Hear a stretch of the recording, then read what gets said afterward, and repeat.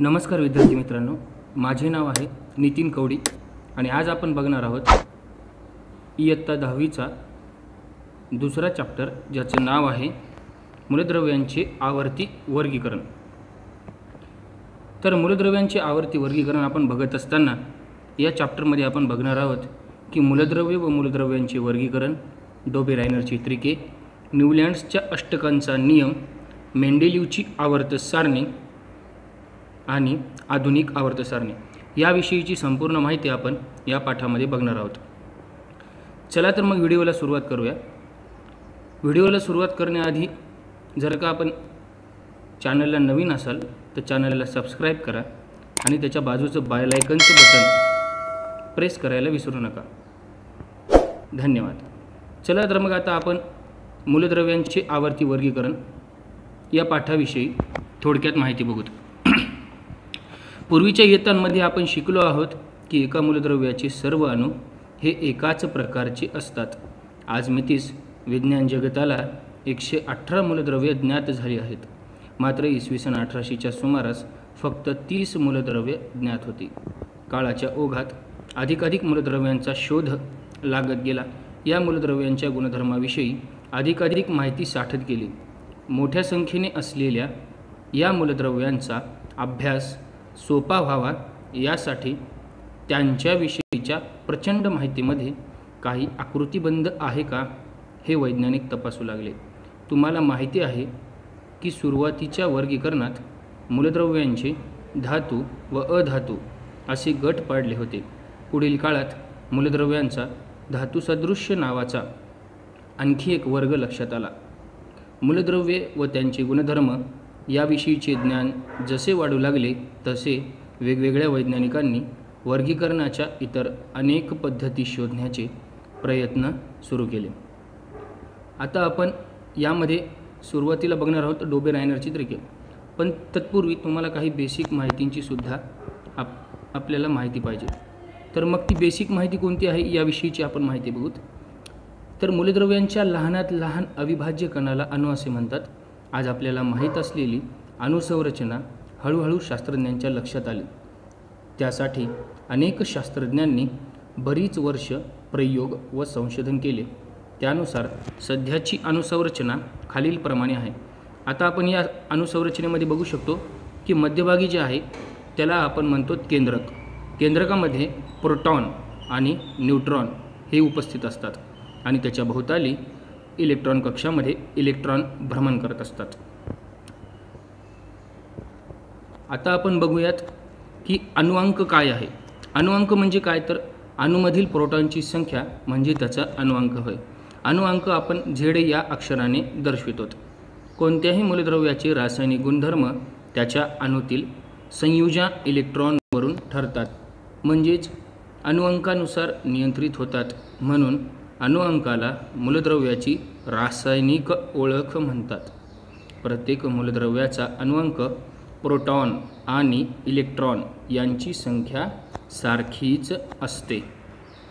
तर आता आपल्याला काही बेसिक अणुक्रमांक जे आहेत, अणुअंक ज्याला आपण म्हणतो, ते आपल्याला मूलद्रव्यांची माहिती पाहिजेत। उदाहरणार्थ कार्बन असेल, नायट्रोजन असेल, ऑक्सिजन असेल, हेलियम असेल, ॲल्युमिनियम असेल, मॅग्नेशियम असेल, इत्यादी काही आपल्याला मूलद्रव्यांचे अणुअंक आणि अणुवस्तुमानांक आपल्याला पाठच पाहिजेत। तर चला मग आता आपण अणुवस्तुमान म्हणजे काय याविषयीची माहिती बघू। प्रत्येक मूलद्रव्याचे अणुवस्तुमान हे त्याच्या अणूमधील प्रोटॉन व न्यूट्रॉनच्या एकूण वस्तुमाना इतके म्हणजे त्यांच्या बेरजी इतके असते। अणुवस्तुमानांक A या अक्षराने दर्शविला जातो। अणुकेंद्रकातील प्रोटॉन्स व न्यूट्रॉन्स यांच्या एकत्रित संख्येला आपण अणुवस्तुमानांक म्हणतो।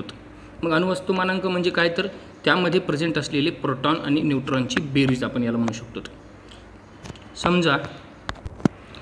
समजा मूलद्रव्यांची संज्ञा X आहे असं आपण समजा मानलं तर त्याचा अणू ZA असं आपण दाखवतो। Z म्हणजे काय असतो, तर अणुअंक असतो। अणुअंक हा मूलद्रव्यांची जी संज्ञा आहे त्याच्या खाली दर्शविला जातो, तर अणुवस्तुमानांक हा त्याच्या वर म्हणजेच त्याच्या डोक्यावर दर्शविलेला असतो। इथं आपण उदाहरण बघू शकतो की आता आपण या ठिकाणी बघू शकतो की हायड्रोजनचं दिलेलं आहे आपल्याला। तर हायड्रोजनची आपण पाहिलेली आहे की अणुअंक हा तळाशी लिहिलेला आहे. हायड्रोजनचा अणुअंक आहे 1 आणि त्याचा अणुवस्तू मानांकसुद्धा आहे 1च. नंतर आपण पुन्हा बघू शकतो की ऑक्सिजनचा आपल्याला या ठिकाणी दिलेला आहे.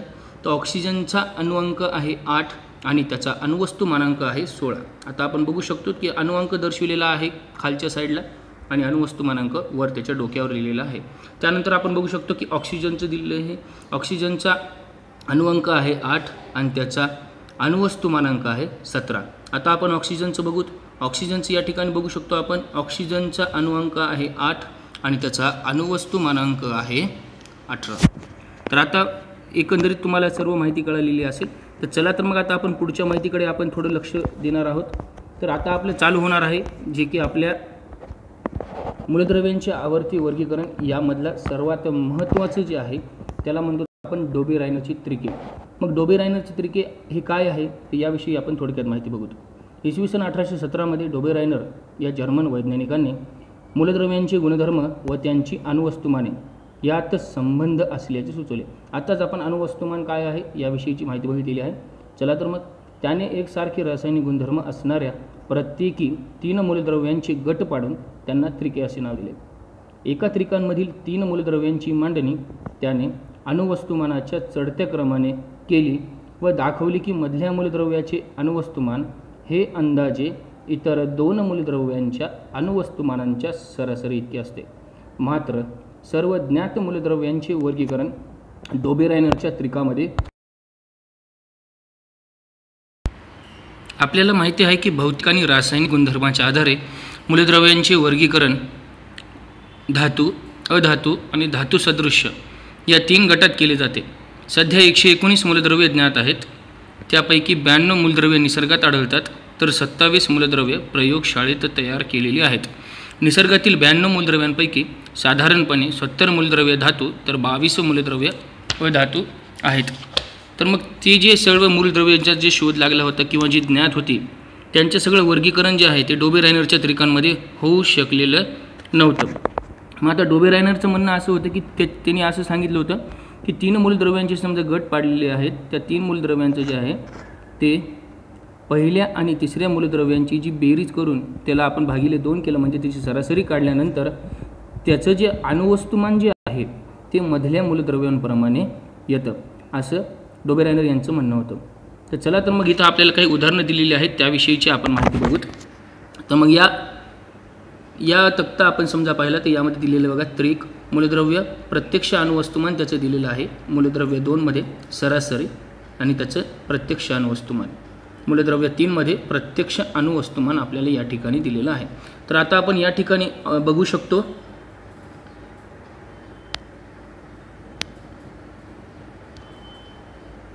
की लिथियम, सोडियम आणि पोटॅशियम हे त्रिक दिलेलं आहे.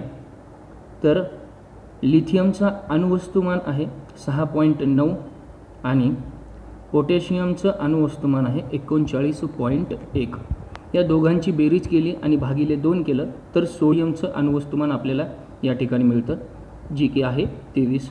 नंबर 2ला आपण पाहिलं तर कॅल्शियम, त्यानंतर स्ट्रॉन्शियम आणि बेरियम हे 3 आपल्याला मूलद्रव्ये दिलेली आहेत. तर यामध्ये आपण बघू शकतो की कॅल्शियमचं अणुवस्तुमान आहे 40.1 आणि बेरियमचं अणुवस्तुमान आहे 137.3. या दोघांची बेरीज भागिले 2 केलं तर आपल्याला स्ट्रॉन्शियमचं अणुवस्तुमान मिळतं जे की आहे 88.7. त्याचप्रकारे क्लोरीन, ब्रोमीन आणि आयोडीन हे 3 दिलेले आहेत आपल्याला मूलद्रव्ये. तर यामध्ये सुद्धा क्लोरीनचं अणुवस्तुमान आहे 35.5 आणि आयोडीनचं दिलेलं आहे आयोडीनचं आहे 126.9. या दोघांची बेरीज भागिले 2 केलं आपण तर आपल्याला ब्रोमीनचं आपल्याला काय भेटतं अणुवस्तुमान भेटतं जे की आहे 79.9. अशा प्रकारे डोबे-रायनरचं त्रिक आपण याला म्हणतो. तर डोबे-रायनरची जी त्रिक आहे त्यामध्ये सुद्धा काही मर्यादा किंवा त्रुटी होत्या. तर त्या म्हणजे त्यावेळी माहीत असलेल्या सर्व मूलद्रव्यांचे वर्गीकरण त्रिके म्हणून करता येत नव्हते आणि या व्यतिरिक्त इतर मूलद्रव्यांना त्रिकांचा नियम लागू झाला नाही. तर मग ती मूलद्रव्ये कोणती होती की ज्याला डोबे-रायनरच्या त्रिकांचा नियम लागू झालेला आहे. तर ती होती बघा lithium, sodium, potassium, calcium, strontium आणि बेरियम इत्यादी मूलद्रव्ये होती की ज्यांना काय झालं होतं की डोबेरायनरच्या त्रिकांचा नियम लागू होता, बाकी मूलद्रव्यांना तो लागू नव्हता. आता आपण बघणार आहोत न्यूलँड्सच्या अष्टकांचा नियम. तर न्यूलँड्सच्या अष्टकांचा नियम यामध्ये आपण बघण्याआधी सुरुवातीला काही माहिती घेणार आहोत. बघा, इंग्लिश वैज्ञानिक जॉन न्यूलँड्स याने एका वेगळ्या मार्गाने अणुवस्तुमानांचा सहसंबंध मूलद्रव्यांच्या गुणधर्माशी जोडला. सन 1866 मध्ये न्यूलँड्सने त्या काळी ज्ञात असलेली मूलद्रव्ये त्यांच्या अणुवस्तुमानांच्या चढत्या क्रमानुसार मांडली. याची सुरुवात सर्वात हलक्या हायड्रोजन या मूलद्रव्याने झाली, तर शेवट थोरियमने झाला. त्याला दिसले की प्रत्येक 8व्या मूलद्रव्याला पहिल्या मूलद्रव्यासारखे गुणधर्म होते. जसे सोडियम हे लिथियमपासून 8वे मूलद्रव्य असून दोघांचे गुणधर्म एकसारखे आहेत, तसेच मॅग्नेशियमचे बेरिलियमशी साधर्म्य असून क्लोरीनचे फ्लोरीनशी साधर्म्य आहे. न्यूलँड्सने या सारखेपणाची तुलना संगीतातील अष्टकांशी केली. त्याने 8व्या व पहिल्या मूलद्रव्यांच्या गुणधर्मामध्ये दिसून येणाऱ्या सारखेपणाला अष्टकांचा नियम असे म्हटले. तर आपण या ठिकाणी बघू शकतो संगीतातील स्वर डो रे मी फा सो ला टी, म्हणजेच आपल्या संगीतातील स्वर आहेत बघा सा रे ग म प ध ने, आणि या ठिकाणी मूलद्रव्ये दिलेली आहेत. सा मध्ये मूलद्रव्य आहेत, रे मध्ये काही मूलद्रव्य आहेत, मी मध्ये ग मध्ये काही मूलद्रव्य आहेत, म मध्ये काही मूलद्रव्य आहेत, प मध्ये काही मूलद्रव्य आहेत, ध मध्ये आहेत आणि नी मध्ये आहेत. तर न्यूलँड्सचे जे अष्टकांचा नियम होता त्यामध्ये भरपूर प्रमाणात त्रुट्या होत्या. हा नियम फक्त कॅल्शियमपर्यंतच लागू होता. न्यूलँड्सने सर्व ज्ञात मूलद्रव्ये 7×8 म्हणजेच अशा 56 रकान्यांच्या तक्त्यात बसविली होती. ज्ञात असलेल्या सर्व मूलद्रव्यांना तक्त्यात सामावून घेण्यासाठी न्यूलँड्सने काही जागांवर 2-2 मूलद्रव्ये बसविली होती किंवा ठेवली होती. उदाहरणार्थ आपण बघू शकतो कोबाल्ट, निकेल. याशिवाय त्याने काही भिन्न गुणधर्माची मूलद्रव्ये अष्टकातील एकाच स्वराखाली ठेवली होती. आपण या ठिकाणी बघू शकतो ते स्वर कोणते आहेत ते. हे स्वर आपण ज्यावेळेस बघतो त्यावेळेस आपल्याला लक्षात येईल की आपण 6 मध्ये पाहिलं तर कोबाल्ट आणि निकेल एकाच ठिकाणी दिलेले आहेत. या ठिकाणी सुद्धा म मध्ये पाहिलं तर 2 मूलद्रव्ये एकाच ठिकाणी दिलेली आहेत.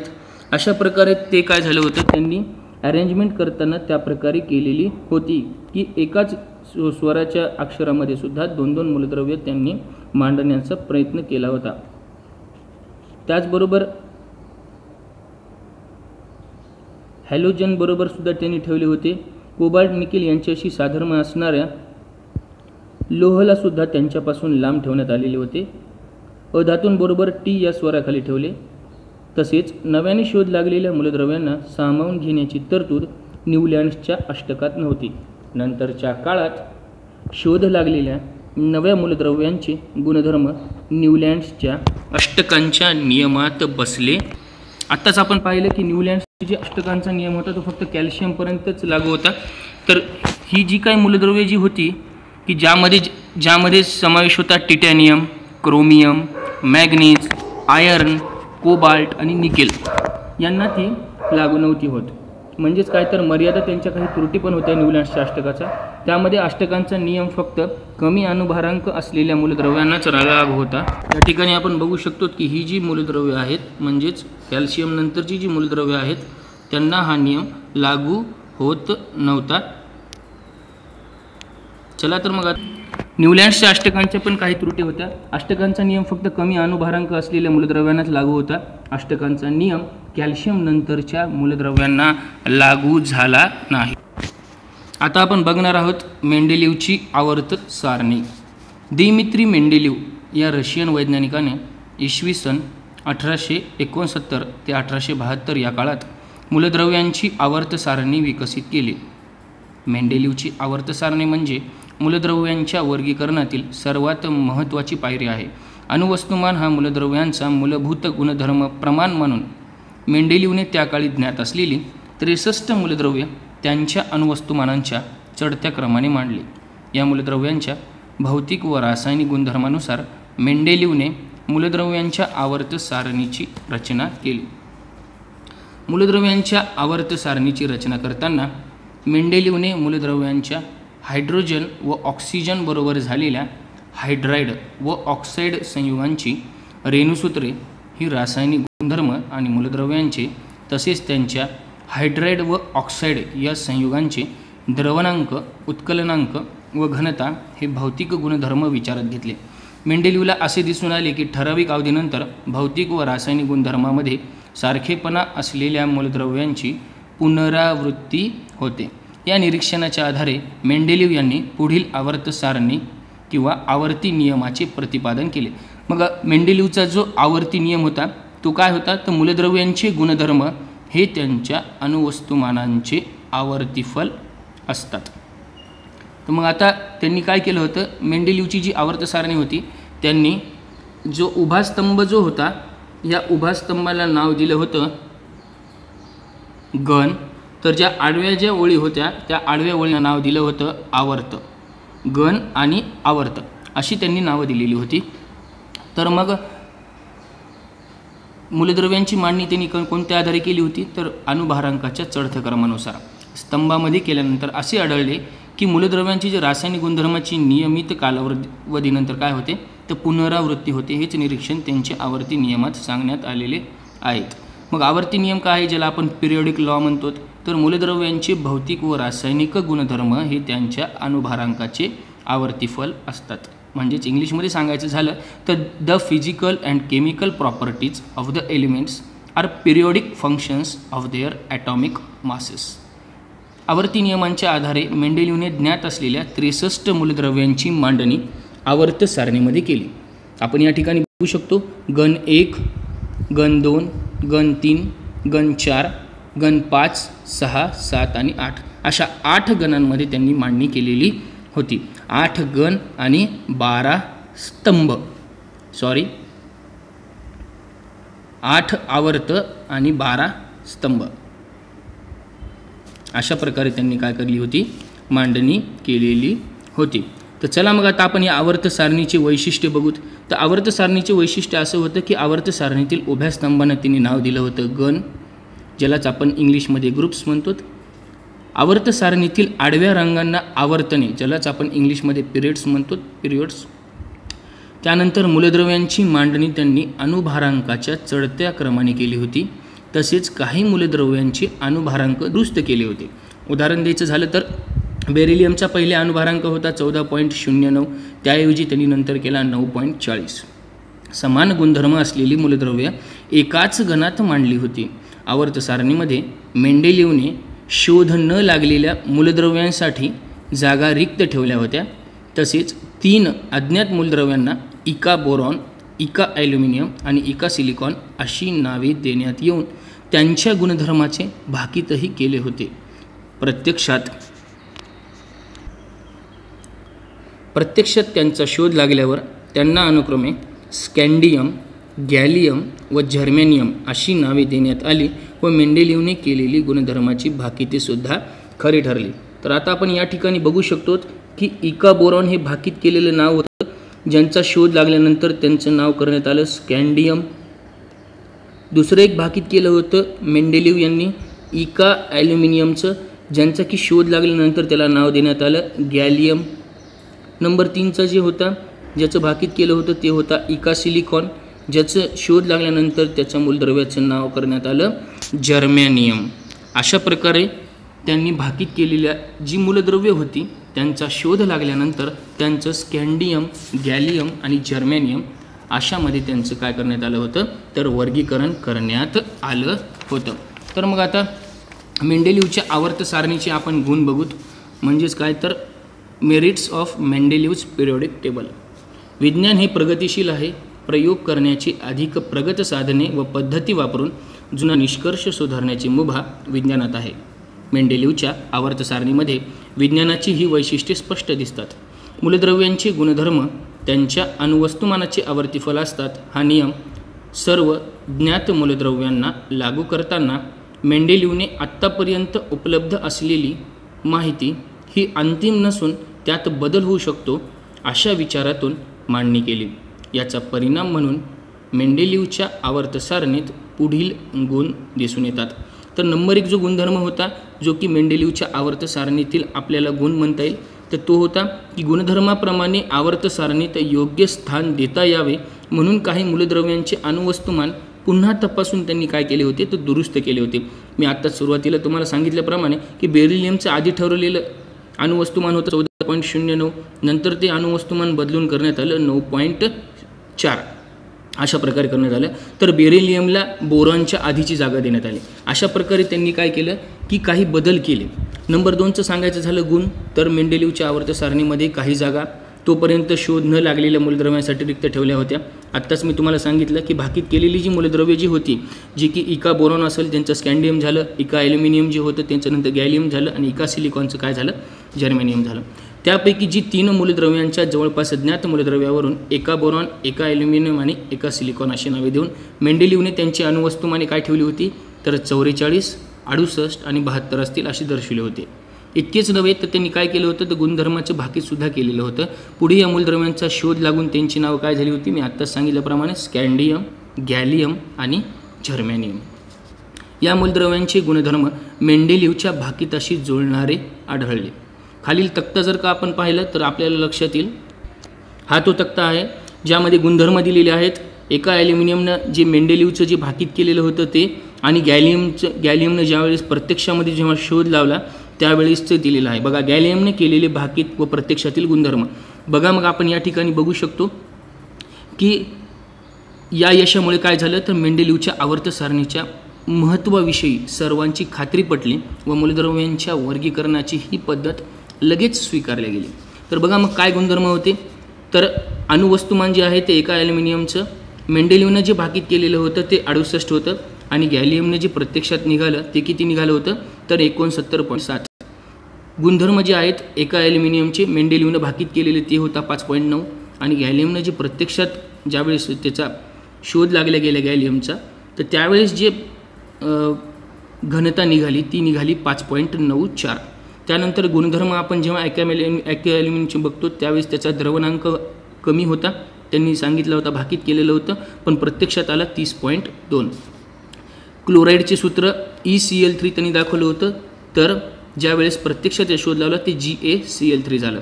ऑक्साईडचे सूत्र E2O3 त्यानंतर गॅलियमनं ज्यावेळेस त्याचा प्रत्यक्षात शोध लागला गेला त्यावेळेस Ga2O3 आणि ज्यावेळेस मेंडेलिव्हने एका ॲल्युमिनियमच्या गुणधर्मामध्ये ऑक्साईडचे स्वरूप उभयधर्मी ऑक्साईड दाखवलं होतं तर त्यावेळेस गॅलियमने ज्यावेळेस प्रत्यक्षात शोध लावला गेला त्यावेळेससुद्धा एका ॲल्युमिनियमचं जे प्रत्यक्षात जे ऑक्साईडचं स्वरूप होतं ते सुद्धा उभयधर्मी ऑक्साईड हेच दर्शविल्या गेलं. मग आता नंबर 3चा आपण ज्यावेळेस गुणधर्म बघतो त्यावेळेस मेंडेलिव्हच्या मूळ आवर्त सारणीत राजवायूंसाठी जागा राखून ठेवलेली नव्हती. परंतु 19व्या शतकाच्या शेवटी हेलियम, निऑन, आर्गॉन इत्यादी राजवायूंचा शोध लागल्यावर मेंडेलिव्हने मूळ आवर्त सारणीला धक्का न लावता शून्यगण निर्माण केला. त्यालाच आपण राजवायूसुद्धा म्हणतो किंवा त्यात काय केले राजवायू बसवले शून्यगण 18वा गण ज्याला आपण म्हणतो. अशा प्रकारे त्यांनी काय केलं होतं तर कोणत्या आपल्या आवर्त सारणीला धक्का न लावता एक स्वतंत्र एक गण तयार केला होता ज्यामध्ये त्यांनी काय केलं होतं की राजवायूंना म्हणजेच शून्यगणाला त्यामध्ये काय केलं होतं तर स्थान दिलेलं होतं. त्याचा शोध नंतर लागला गेला. ठीक आहे. त्यानंतर आता आपण ज्याप्रमाणे मेंडेलिव्हचे गुण पाहिलेले आहेत त्याप्रमाणे त्याच्या काही त्रुटी पण आहेत. मेंडेलिव्हच्या काही त्रुटी पण आहेत त्याविषयी आपण थोडक्यात माहिती बघणार आहोत. तर मग आता आपण बघू शकतो की कोबाल्ट असेल, निकेल या मूलद्रव्यांचे पूर्णांकी अणुवस्तुमान समान असल्याने त्यांच्या क्रमाबद्दल मेंडेलिव्हच्या आवर्त सारणीत संदिग्धता होती. म्हणजेच काय होतं त्यांना डाऊट होता. नंबर 2 मेंडेलिव्हने आवर्त सारणी मांडल्यानंतर खूप काळाने समस्थानिकांचा शोध लागला. समस्थानिकांचे रासायनिक गुणधर्म समान तर अणुवस्तुमाने भिन्न असल्यामुळे त्यांना मेंडेलिव्हच्या आवर्त सारणीत जागा कशा प्रकारे द्यावायची हे एक मोठे आव्हान उभे राहिले होते. वाढत्या अणुवस्तुमानाप्रमाणे मांडलेल्या मूलद्रव्यांच्या अणुवस्तुमानांमधील वाढ नियमित दराने होताना दिसत नाही. त्यामुळे 2 जड मूलद्रव्यांच्या मध्ये किती मूलद्रव्यांचा शोध लागेल याचे भाकीत करणे मेंडेलिव्हच्या आवर्त नियमानुसार शक्य नव्हते. ह्या त्रुटी होत्या काही.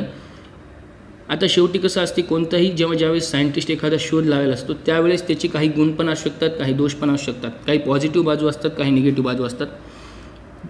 तर निगेटिव्ह बाजू ज्या आहेत ह्या आपण आत्ता बघत आहोत, ज्यालाच आपण मेंडेलिव्हची आवर्त सारणीतील त्रुटी म्हणतो.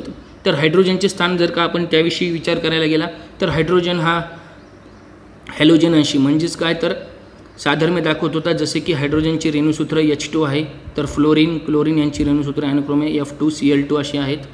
तसेच हायड्रोजन व अल्कधातू म्हणजेच घन 1 यांच्या रासायनिक गुणधर्मामध्येही साधर्म्य आहे. हायड्रोजन असेल, अल्कधातू असतील, सोडियम पोटॅशियम इत्यादी, त्यांनी क्लोरीन व ऑक्सिजन यांच्याबरोबर तयार केलेल्या संयुगांच्या रेणुसूत्रांमध्ये सुद्धा काय झालं, साधर्म्य आढळलं.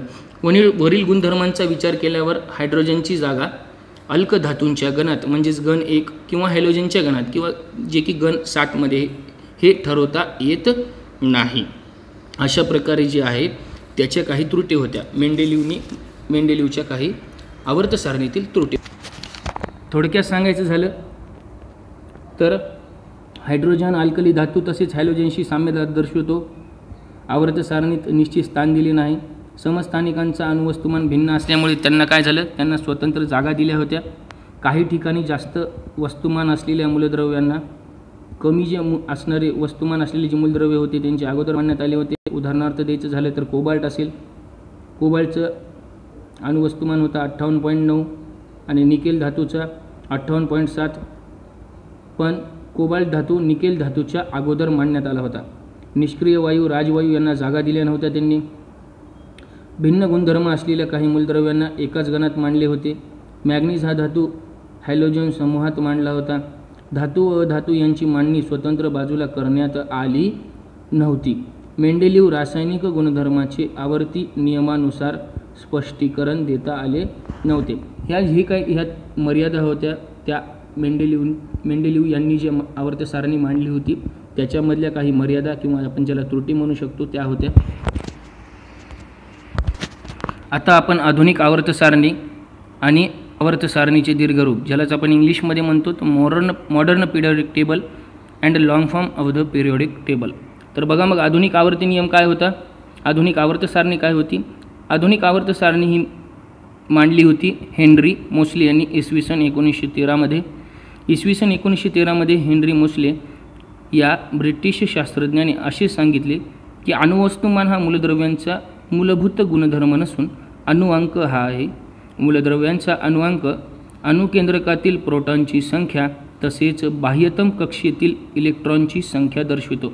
त्यानुसार मेंडेलिव्हच्या आवर्त नियमामध्ये सुधारणा करून आधुनिक आवर्ती नियम मांडण्यात आला.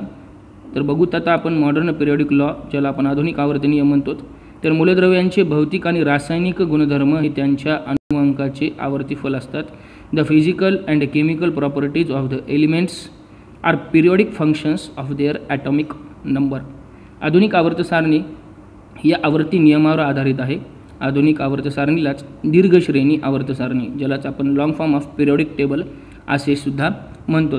तर मग मूलद्रव्यांची मांडणी त्यांच्या अणुअंकाच्या चढत्या क्रमाने केली होती. त्यामध्ये जे मूलद्रव्यांचं वर्गीकरण आपल्याला पाहायला मिळतं ते म्हणजे आधुनिक आवर्त सारणी अणुअंक आधारभूत धरून तयार झालेल्या आधुनिक आवर्त सारणीमुळे मूलद्रव्यांच्या गुणधर्माचे भाकीत अधिक अचूकपणे करता आलं होतं आपल्याला. तर आधुनिक आवर्त सारणीलाच आवर्त सारणीचे दीर्घरूप देखील म्हणतात. आधुनिक आवर्त सारणीमध्ये मूलद्रव्यांची मांडणी त्यांच्या अणुअंक मी तुम्हाला सुरुवातीला सांगितलेलं आहे की झेड या अक्षराने दर्शविलेला असतो.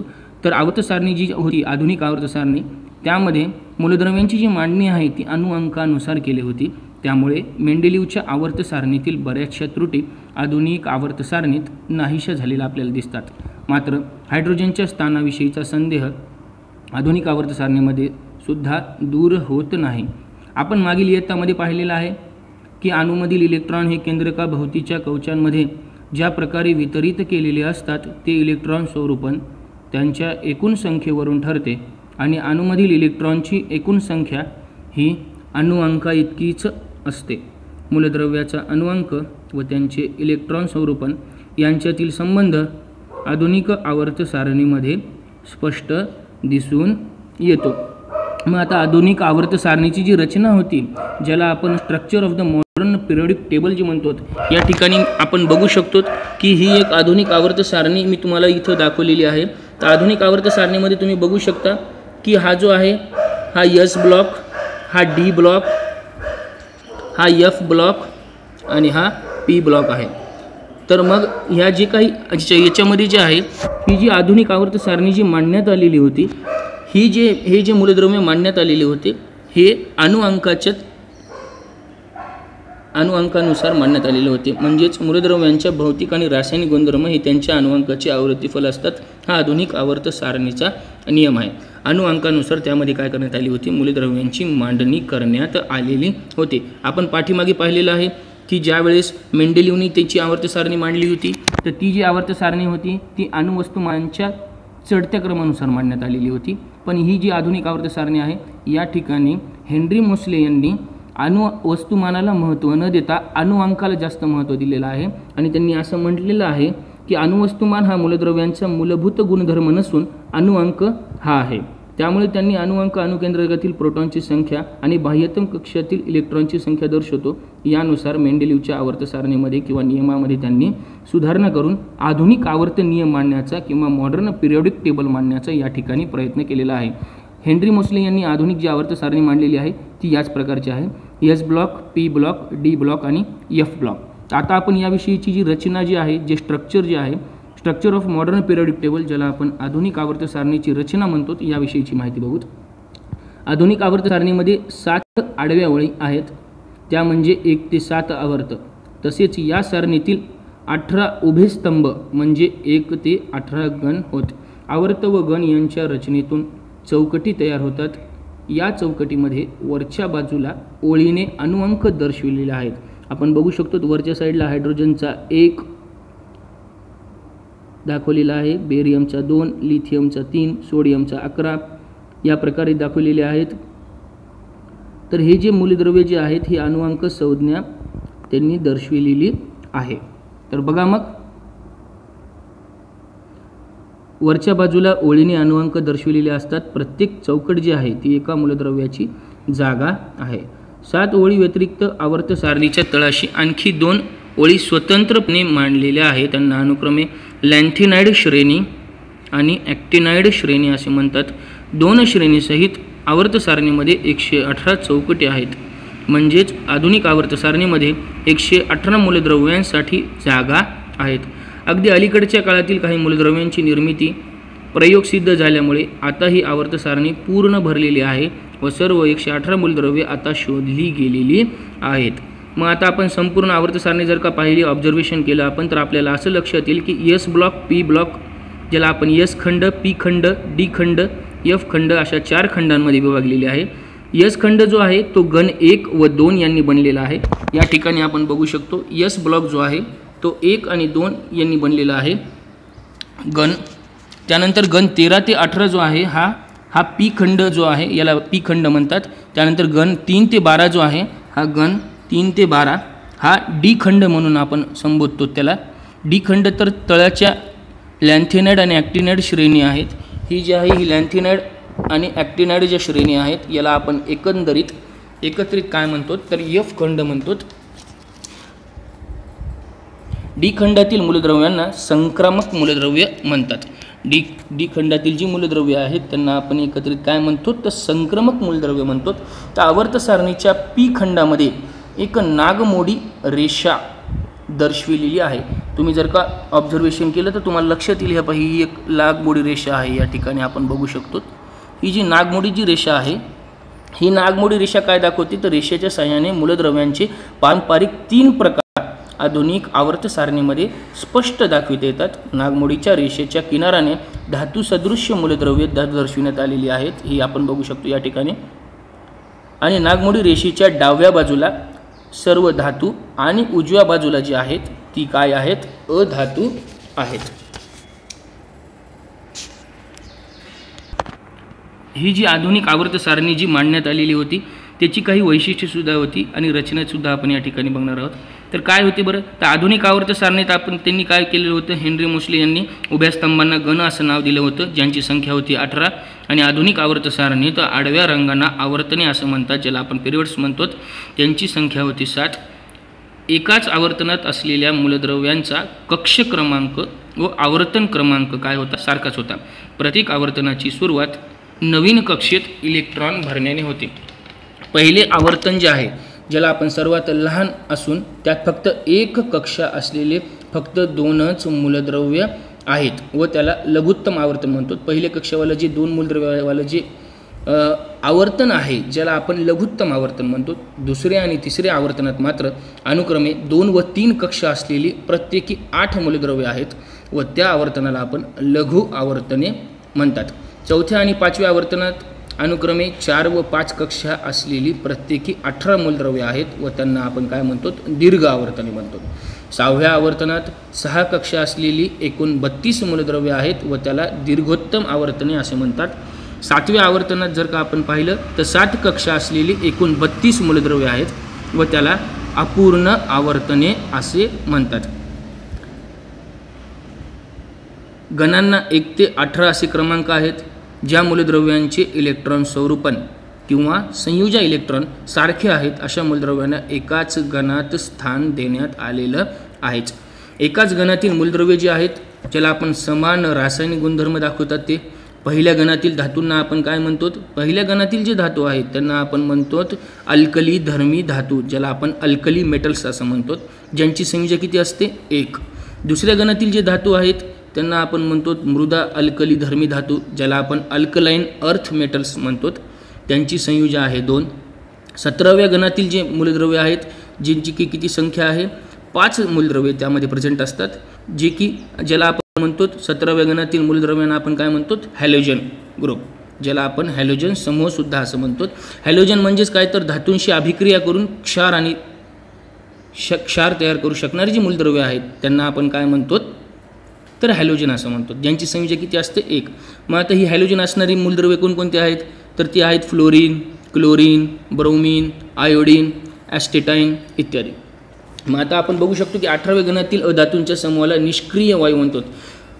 18व्या गणातील मूलद्रव्ये जे आहेत त्याला आपण निष्क्रिय वायू, इनर्ट गॅसेस म्हणतो, राजवायू म्हणतो किंवा संयोजा शून्य गणसुद्धा आपण म्हणतो, किंवा त्यालाच संयोजा शून्य असलेली मूलद्रव्ये जी आहेत ती असतात, त्यामुळे आपण त्यांना शून्यगण, ज्याला आपण 0 ग्रुप एलिमेंट्स म्हणजेच काय तर शून्यगण मूलद्रव्य असं सुद्धा आपण म्हणतो. तर आवर्त सारणीच्या डाव्या बाजूला असतात धातू, उजव्या बाजूला असतात अधातू. 1 व 2 या गणातील जी मूलद्रव्ये आहेत डाव्या बाजूला आणि 13 ते 17 या गणातील मूलद्रव्य आवर्त सारणीच्या उजव्या बाजूला असून त्यांना आपण म्हणतो प्रसामान्य मूलद्रव्य. त्यांची फक्त शेवटची एक कक्षा काय असते? अपूर्ण असते. 3 ते 12 या गणातील मूलद्रव्य आवर्त सारणीच्या मध्यभागी असून त्यांना आपण म्हणतो संक्रामक मूलद्रव्य. त्यांची फक्त शेवटची एक कक्षा काय असते? अपूर्ण असते. आवर्त सारणीच्या अगदी शेवटी म्हणजे उजव्या बाजूला 18व्या गणात निष्क्रिय वायू आहेत, त्यांच्या बाह्यतम कक्षेत 8 इलेक्ट्रॉन असतात.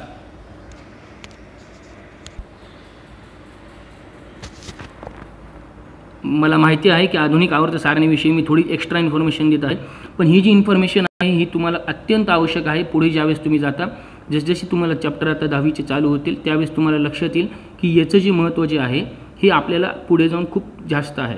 त्यामुळे आपण बारीक बारीक गोष्टींचा अभ्यास करणार आहोत, त्याचं ऑब्झर्वेशन करणार आहोत. लॅन्थिनाइड श्रेणी काय आहे, ॲक्टिनाइड श्रेणी काय आहे, एस ब्लॉकमध्ये काय आहेत, एस खंडामध्ये किती मूलद्रव्ये आहेत, ती कोणत्या प्रकारची आहेत याविषयीची माहिती, पी ब्लॉक असेल, डी ब्लॉक असेल, एफ ब्लॉक असेल, त्यानंतर बाह्यतम कक्षेत त्यामध्ये किती इलेक्ट्रॉन असतात, अपूर्ण कक्षा कोणती आहे, त्या खंडाचे नाव काय आहे, मूलद्रव्ये कोणकोणती प्रेझेंट आहेत याविषयीची माहिती आपण बघणार आहोत.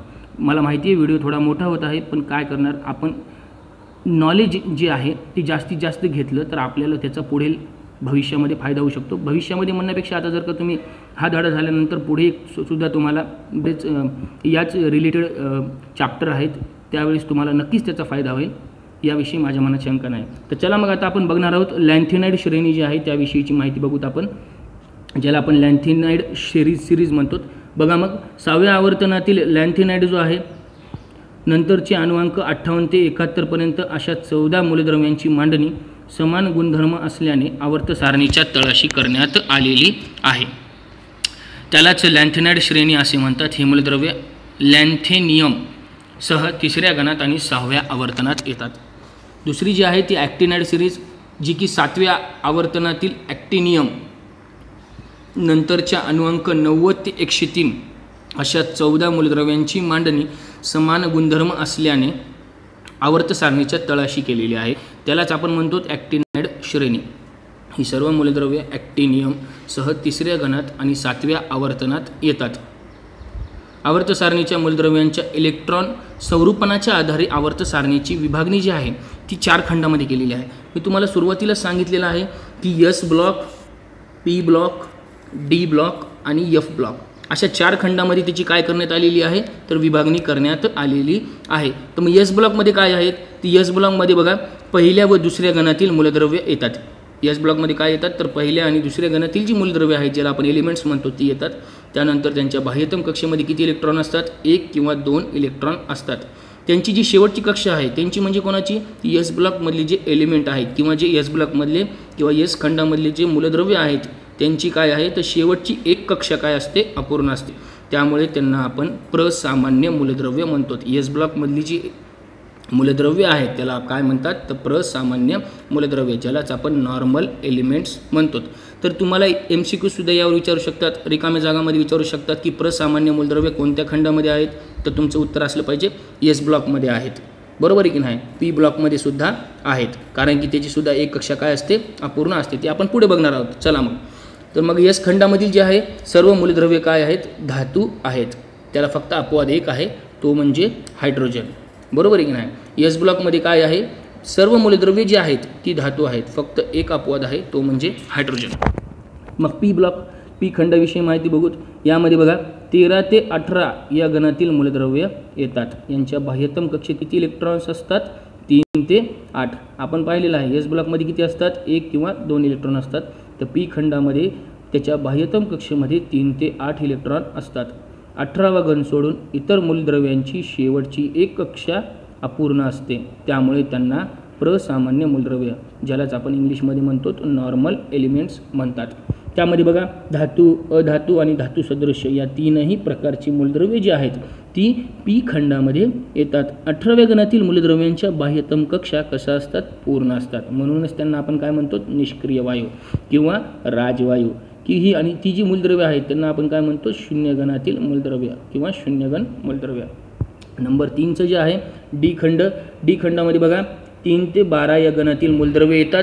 त्यांच्या बाह्यतम कक्षेत 1 किंवा 2 इलेक्ट्रॉन असतात। आता आपण कशाविषयी माहिती बघतो तर D खंडामध्ये हा जो D खंड आहे या हे काय आहेत यामध्ये 3 ते 12 या गणातील मूलद्रव्य येतात, 3 ते 12। यांच्या बाह्यतम कक्षेत किती इलेक्ट्रॉन्स असतात 1 किंवा 2 इलेक्ट्रॉन काय असतात प्रेझेंट असतात, 1 किंवा 2 इलेक्ट्रॉन असतात। या मूलद्रव्यांच्या बाह्यतम 2 कक्षा काय असतात अपूर्ण असतात, म्हणूनच त्यांना काय म्हणतात संक्रामक मूलद्रव्य म्हणतात, ज्यालाच आपण ट्रान्झिशन एलिमेंट्स म्हणतो। ही सर्व मूलद्रव्ये काय आहेत तर धातू आहेत। F खंड ज्यालाच आपण F ब्लॉक म्हणतो, आवर्त सारणीच्या तळाशी असलेले मूलद्रव्य हे या ठिकाणी आपण बघू शकतो की F खंड जो आहे ह्या आवर्त सारणीच्या तळाशी आहेत, ज्यालाच आपण लॅन्थेनाइड आणि ॲक्टिनाइड सिरीज म्हणतो। त्यांच्या बाह्यतम कक्षेत किती इलेक्ट्रॉन्स असतात तर त्यांच्या बाह्यतम कक्षेत असतात बघा 2 इलेक्ट्रॉन काय असतात प्रेझेंट असतात। त्यांच्या बाह्यतम 3 कक्षा काय असतात अपूर्ण असतात, त्यांच्या बाह्यतम 3 कक्षा अपूर्ण असतात, म्हणून त्यांना आंतरसंक्रामक मूलद्रव्य म्हणतात, ज्यालाच आपण इनर ट्रान्झिशन एलिमेंट्स असं म्हणतो। ही सर्व मूलद्रव्ये काय आहेत धातू आहेत। एकंदरीत तुम्हाला ही सर्व माहिती लक्षात आलेली असेल। आपण पाहिलेलं आहे S खंडामध्ये काय असते की तो गण कुठून कुठपर्यंत आहे, त्याच्यामध्ये कोणत्या प्रकारची मूलद्रव्ये उपस्थित असतात। P खंड पाहिला आहे, D खंड, F खंड पाहिलेला आहे। तर आता आपण पुढे जाणार आहोत, तर पुढे आपण बघणार आहोत आधुनिक आवर्त सारणी मूलद्रव्यांचे इलेक्ट्रॉन संरूपण, ज्याला आपण modern periodic table electronic configuration of the elements म्हणतो। एका आवर्तामध्ये शेजारी शेजारी असणाऱ्या मूलद्रव्यांच्या गुणधर्मामध्ये थोडासा फरक असतो, मात्र दूर असणाऱ्या मूलद्रव्यांच्या गुणधर्मामध्ये खूपच फरक असतो। एका गणातील मूलद्रव्यांच्या रासायनिक गुणधर्मामध्ये साधर्म्य व प्रवणता ज्याला आपण ग्रेडेशन म्हणतो तो दिसून येतो। आधुनिक आवर्त सारणीतील गण व आवर्तनाची ही वैशिष्ट्ये मूलद्रव्यांच्या इलेक्ट्रॉन संरूपणामुळे आहेत. एखादे मूलद्रव्य आधुनिक आवर्त सारणीच्या कोणत्या गणात व आवर्तनामध्ये ठेवायचे हे त्याच्या इलेक्ट्रॉन स्वरूपावरून ठरते. गण व आवर्तनाची वैशिष्ट्ये आपण पाहिलेली आहेत की मूलद्रव्यांच्या गुणधर्माची तुलना केली असता आवर्त सारणीतील गण व आवर्तनाची वैशिष्ट्ये समजतात. एखाद्या विशिष्ट गणातील सर्व मूलद्रव्यांच्या विविध गुणधर्मामध्ये साधर्म्य व प्रवणता असते. मात्र एखाद्या विशिष्ट आवर्तामध्ये एका टोकाकडून दुसऱ्या टोकाकडे म्हणजेच काय तर डावीकडून उजवीकडे जाताना मूलद्रव्यांचे गुणधर्म क्रमाक्रमाने थोडे थोडे बदलत जातात. गण व इलेक्ट्रॉन स्वरूपन म्हणजेच ग्रुप्स अँड इलेक्ट्रॉनिक कॉन्फिगरेशन याविषयीची माहिती बघूत आपण. तुम्हाला आत्ताच आपण पाहिलेलं आहे की गण एक जो आहे म्हणजे ज्याला आपण अल्क धातू म्हणतो त्यामध्ये काय आहे, सर्व मूलद्रव्यांच्या संयोजा इलेक्ट्रॉन्सची संख्या कशी आहे, समान आहे. तसेच दुसऱ्या कोणत्याही एका गणातील मूलद्रव्य पाहिले आपण तर त्या असं लक्षात येते आपल्या की त्यांची संयोजा इलेक्ट्रॉनची संख्या जी आहे ती कशी आहे, एक समान आहे. उदाहरणार्थ घ्यायचं झालं तर बेरिलियम, मॅग्नेशियम, कॅल्शियम ही मूलद्रव्य गण 2 मध्ये म्हणजे काय आपण अल्कधर्मी मुर्दा धातूंच्या कुलामध्ये येतात. त्यांच्या बाह्यतम कक्षात 2 इलेक्ट्रॉन आहेत. तसेच गण 17 मधील म्हणजेच हॅलोजन कुलातील समजा आपण पाहिले तुम्हाला माहिती क्लोरीन, फ्लोरीन, ब्रोमीन, आयोडीन इत्यादी मूलद्रव्यांच्या बाह्यतम कवचात सुद्धा किती इलेक्ट्रॉन आहेत, 7 इलेक्ट्रॉन आहेत. कोणत्याही एका गणात वरून खाली जाताना इलेक्ट्रॉनचे एक एक कवच काय होते, वाढत जाते. यावरून आपल्याला असे म्हणता येईल की बाह्यतम कवचाचे इलेक्ट्रॉन स्वरूपन हे आधुनिक आवर्त सारणीतील त्या गणांचे वैशिष्ट्य आहे. मात्र जसे आपण एखाद्या गणात वरून खाली जातो तशी कवचांची संख्या काय होत जाते, वाढत जाते. आता आपण आवर्त आणि इलेक्ट्रॉन स्वरूपन ज्याला आपण पिरियड्स अँड इलेक्ट्रॉनिक कॉन्फिगरेशन याविषयी माहिती बघणार आहोत. मूलद्रव्यांमधील संयोजा इलेक्ट्रॉनची संख्या वेगवेगळी असते. मात्र त्यांच्यातील कवचांची जी संख्या आहे ती कशी असते, एकसारखी असते. आपल्याला माहिती आहे की आवर्तामध्ये डावीकडून उजवीकडे जाताना जसा अणुअंक 1 वाढतो तशी संयोजासुद्धा इलेक्ट्रॉनची संख्यासुद्धा काय होते, 1 वाढते. आपल्याला असे म्हणता येईल की ज्या मूलद्रव्यांमधील इलेक्ट्रॉन असलेल्या कवचांची संख्या एकसारखी असते ती मूलद्रव्य एकाच आवर्तात असतात. दुसऱ्या आवर्तातील lithium, barium, boron, carbon, nitrogen, oxygen, fluorine, neon या मूलद्रव्यांचा के व एल या 2 कवचांमध्ये इलेक्ट्रॉन असतात. तिसऱ्या आवर्तामध्ये समजा आपण विचार केला तर sodium, magnesium, aluminium, silicon, phosphorus, sulphur, chlorine, argon या मूलद्रव्यांच्या के, एल व एम या 3 कवचांमध्ये इलेक्ट्रॉन असतात. या मूलद्रव्यांचे इलेक्ट्रॉन स्वरूपन लिहून आपण काय करू शकतो, त्याची खात्री करू शकतो. आधुनिक आवर्त सारणीतील एका आवर्तामध्ये डावीकडून उजवीकडे जाताना बाह्यतम कवचात काय केले जातात, इलेक्ट्रॉन भरले जातात. पुढचा आवर्त सुरू होताना नवीन इलेक्ट्रॉन कवच भरायला सुरुवात होते.